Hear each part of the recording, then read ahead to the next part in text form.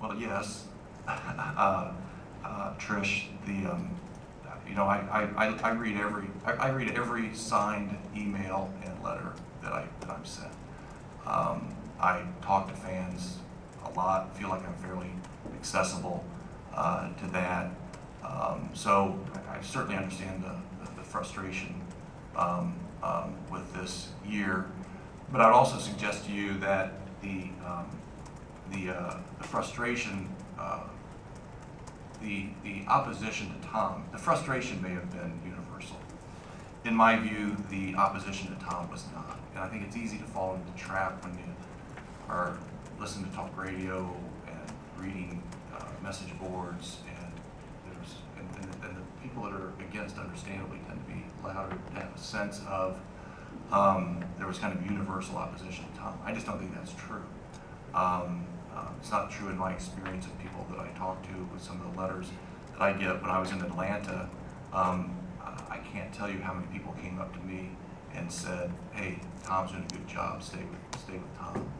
And these are people that were traveling distances and were excited to be there. I think really true, Hoosier fans. So this was a decision that I made not because I thought it was popular, because popular tends to change, but it was the decision I thought I needed to make because it was right, because right tends not to change.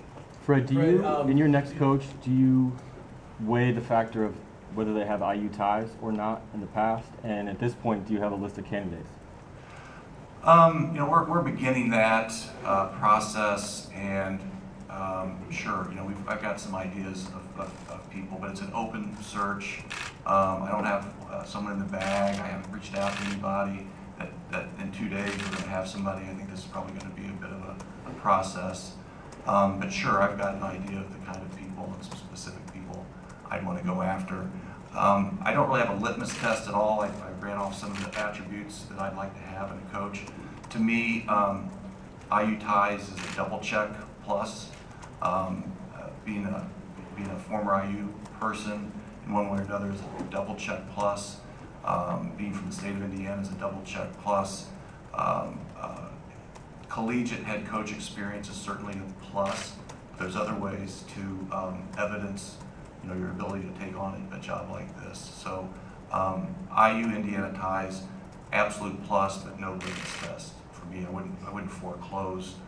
Sometimes a candidate comes in over the transom, and it's an open search at this point. So it's not a be-all, end-all. Correct. They don't have to be an IU guy. Correct. I guess as a follow-up on that, you're not even necessarily looking for sort of a long CV of college head coaching experience? Well,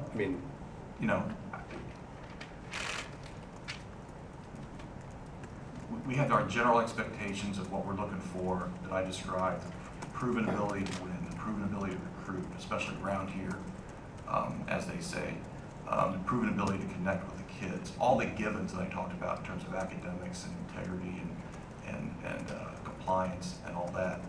And I know it's tempting to ask a lot of details about what about this, what about that, and I don't want to pin myself down to anything in particular because in my view it's an open search. Those things are a plus. Indiana is a plus. That's probably not surprising coming from me. I've got 2 IU degrees, and I think there's some real value in being from this place. But I'm not going to foreclose somebody because they don't have Indiana ties, and I'm not going to foreclose somebody because they haven't been a head coach in college, but I'm going to acknowledge that I think that's a plus. Fred, you talked about a national search. Would you look to somebody who's been in the NBA, that has Indiana ties, that might be interested? Or I know, when you interview everybody that contacts you? Because I know back in, before you came along with Greenspan was the athletic director, there were certain people that actually went to the school that was very interested in the coaching job and never got interviewed. How are you going to approach that? Right. Well, George, first of all, I'm not going to foreclose anybody, whether in the NBA or not in the NBA. I would say that's a plus, probably a relevant experience. My guess is that the interest in this job will be such that I won't interview everybody, but I'll interview everybody that is connected to Indiana University. Any alumnus of Indiana University that wants to apply to this job, I will personally talk to them. Because number one, I believe in that, and believe in their potential to be successful here. And I'm also a big believer in Hoosiers for life. And if anyone from Indiana wants to talk to you about this job, I will talk to them.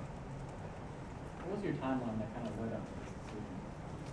Yeah, I really try to be disciplined to wait until the end of the year, which I viewed as the total end of the year, the end of the postseason.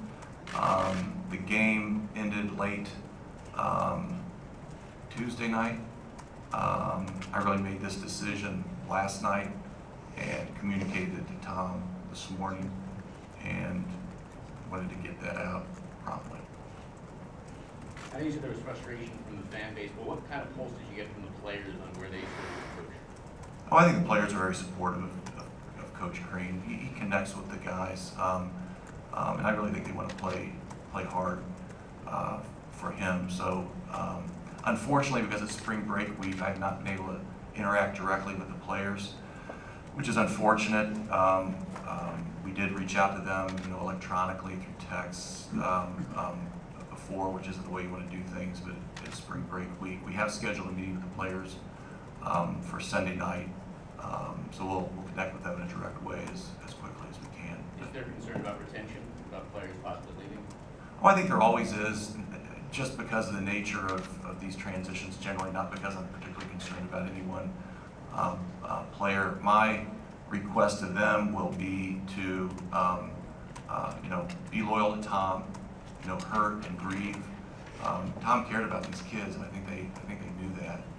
But I'm gonna ask them to give the new person a chance and talk to them. And then if they want to make other decisions, we'll work with them, but hopefully they'll at least give the new person an opportunity. Fred, will you reach out to the recruits that they've already recruited for next year too? Yeah, we already have done that. Fred, is there a time frame where you would like to have this all wrapped up? Is there a time that you would like to have this all wrapped up? Yeah, EC, I think, as quickly as we can, but we're going to give it the time it needs. So I guess I'll go back to that old saw that I'd rather have it right than fast. And we'll move with all deliberate speed. We're already working on that. As of this morning anyway. And we'll move out. But, the kind of people we are interested in are the kind of people who are successful in playing basketball still. Whether it's in the league or whether it's in one of the postseason tournaments, and we will respect what I anticipate being their sole focus on their teams, and so it might be a while. How big is the potential candidate's previous NCAA tournament success to you? I mean, how big of a factor is that? I think we look at everything. I've started to ask to have put together those kinds of objective metrics. So we'll look at all that kind of stuff. But I'm not going to create a litmus test of so many or so rank or this experience or that, because I think I want to stay flexible to look at all that stuff, but also hear advice from other folks and how we connect with those individual people. How much can you speak to, I guess, severance buyout with Tom's contract? I think everybody kind of knows where the number was, what's been agreed, or is that something you can speak to publicly? Yeah, sure. So first of all, I want to make really clear, Tom is going to get all the benefits under the contract that he's entitled to for being fired without cause. There's nothing more to this than my belief in the future of the program based upon what I think ultimately was inconsistent athletic performance, if you will. There's no other issues. And he will, I will happily pay them all that he's entitled to under the contract. The central feature of that, which his buyout has seemed to be a subject of some interest over the years, and I would suggest to you probably